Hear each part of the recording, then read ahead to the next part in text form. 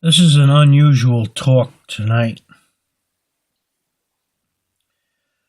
I'm going to start out by reading in the book of Exodus. Again, I go back to that book a lot.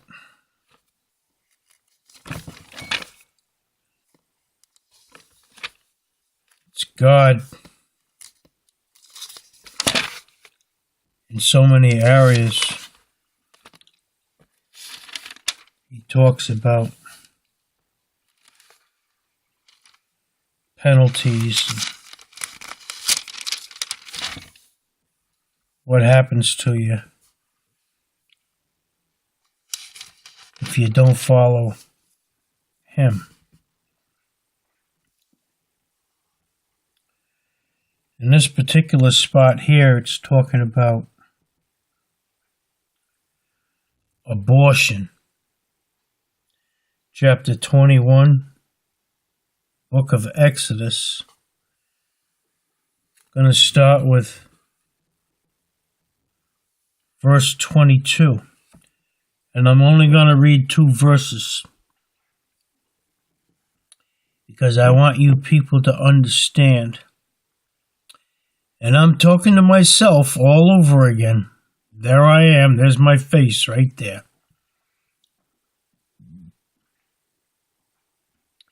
You got to find out what happens to the people that actually perform the abortions. Those people in Planned Parenthood and other places where abortions are performed unnecessarily, okay? I understand that there might be some kind of a situation where something like this could occur. But not in Planned Parenthood. The plan is to kill the babies. The only people that are supposed to survive in America are the evil ones. This is what God says about this. Now we're entering right into the middle of his story. But this is what he says about killing babies. If men strive, that's self-explanatory. The whole thing is self-explanatory. Just think about it when you read it. If men strive and hurt a woman with child so that her fruit depart from her, and in other words, they cause her to go into labor and have the baby, and yet no mischief follow. In other words, it don't die, it survives. The man that did this, that caused it, he shall be surely punished, according as the woman's husband will lay upon him, and he shall pay as the judges determine. Now that's something that happened to a woman that was pregnant, and something happened that caused her to have the kid. And the dude who caused it has to pay restitution, right? That's if the baby lives and is fine. If the baby dies, listen to this, and if any mischief follow, any mischief, if there's something wrong with this kid, anything wrong with this kid, here's the punishment, especially if the child dies. Listen to this. And if any mischief follow, then thou shalt give life for life. The dude that does the abortions, and there's a lot of people in America, indeed, they're all over the world. God says he's going to take your life. You don't survive. So those of us who really don't like Planned Parenthood and keep talking about it because we're to be politely, we're dissatisfied with what's going on with the American children. Don't get in too deep, because every one of them scumbags that's doing it is going to die. And they're not going to be resurrected to everlasting life. During the resurrection, when the evil people are resurrected, and this is written in the book, hey, this is what you did. That's when you die forever. There's no life for you. There's no everlasting life and joy for you. You know, I wanted to read that part. I gotta pause this for a second. Take a drink. All right, let's talk about the Gospel of John in the New Testament. Start right in the front. The birth of Jesus, God in the flesh. In the beginning was the Word. I'm reading the Word right here. And the Word was with God. And the Word was God. That's the very first verse, first chapter in the Gospel of John. Explains exactly who God is. But there's more. In the beginning was the Word, and the Word was with God, and the Word was God. The same was in the beginning with God. All things were made by Him, and without Him was not anything made that was made. In Him was life, and the life was the light of men. Remember Jesus saying, I am the way, the truth, and the life. The life is in God, all right? That's what happens when you die. The body turns to dust again, but that life, which is God, He calls it spirit. God breathed into man the breath of life. Then when man dies, the spirit or life returns unto God who gave it. You understand that? Nobody goes home to be with the Lord when they die. That does not happen. Let's talk a little bit about something that happened here recently.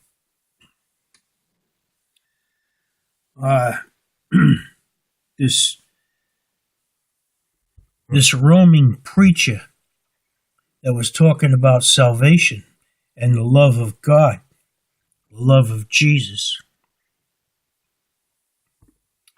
This guy died, all right, 99 years old, and everybody is saying he's in heaven with God.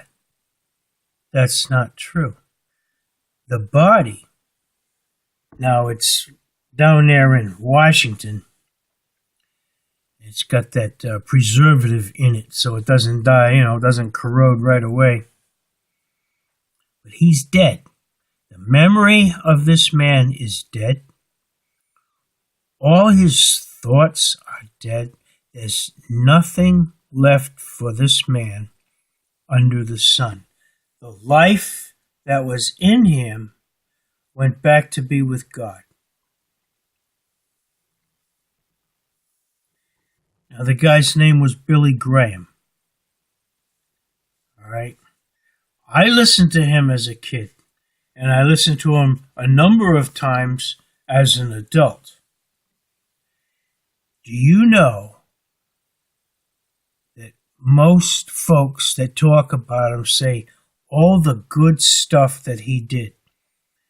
Do you realize that America is in worse condition today than it was in the 40s, 50s, 60s, 70s, progressing right on up to 2018? It's worse today. That good stuff that Billy Graham talked about the Lord and his love from God for man, man has discarded God. Man does not teach the children about God, his commandments and ordinances, statutes. That doesn't occur. America is in worse condition today. And you know what's unfortunate about that? During his last 10 years, he's still alive. He still had his brain cooking. He saw what was going on.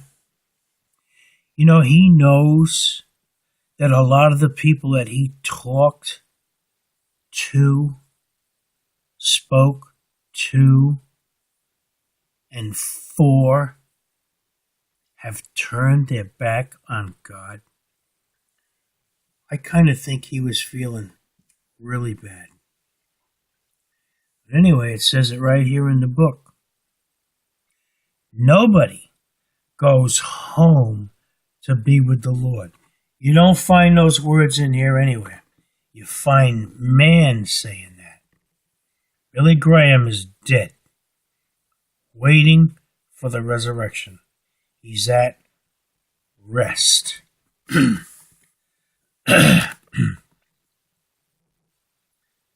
And the light shineth in darkness, and the darkness comprehended it not.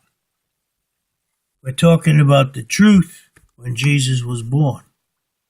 And everybody around here didn't understand what this was, except the mother, Mary, Joseph, one of the cousins, and the three wise guys. We three kings of glory and whatever it is. The three guys that came to worship him, the ones that brought gold, frankincense, and myrrh. These were some important items that had monetary value, because God was going to tell Joseph to take his wife and kid and split to Egypt because the king wanted to kill the kid. And he sent him to Egypt. But before he sent him, he sent these three guys to bring some value, some money, so that Joseph could survive during this time, and set himself up a little a shop after that. I think he turned into a carpenter or something. Or maybe he was a carpenter in the beginning. But God provided Joseph, his wife Mary, and the son Jesus everything that they needed to survive. I got no idea when Joseph died, but he did die. But they had more kids. But this kid was not Joseph's son. Right? Jesus was the Son of God. There was a man sent from God whose name was John. That's John the Baptist. The same came for a witness to bear witness of the light, that all men through him might believe. Talking about Jesus. He was not that light. It's talking about John here. But was sent to bear witness of that light. That was the true light, which lighteth every man that cometh into the world. Gives him life. He was in the world, and the world was made by him, talking about Jesus here. Let's go back in the front. All things were made by him, and without him was not anything made that was made. Jesus. And in the front it says God. The Word was God. God made the heaven and the earth. And right here we're saying Jesus. There's proof that Jesus is God in the flesh.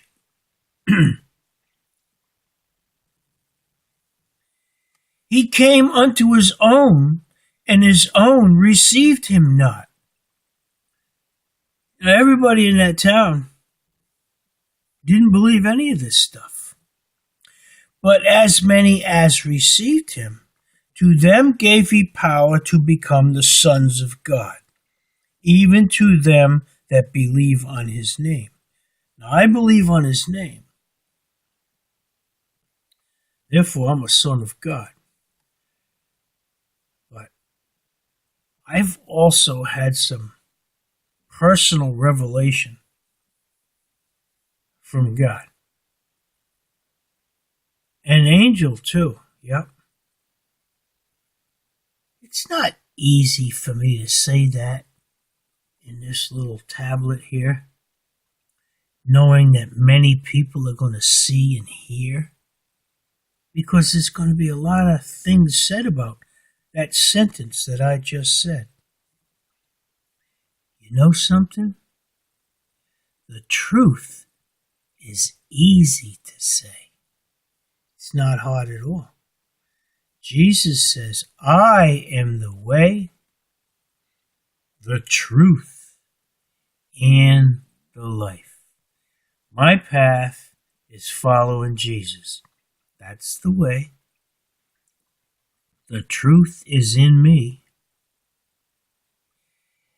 And by his life, I still live. Because that life that's God is still in me. It's keeping me going. Which were born not of blood, nor of the will of the flesh, nor of the will of man, but of God. Talking about the people that believe. And the Word was made flesh and dwelt among us. That's Jesus. And we beheld his glory, the glory as of the only begotten of the Father, full of grace and truth. This is in the first chapter of John. All the controversy over, well, what is Jesus and all that type of stuff, they don't read this. Or if they do read it, they've hardened their hearts. They have not been born again by the renewing of the mind. And that comes from God.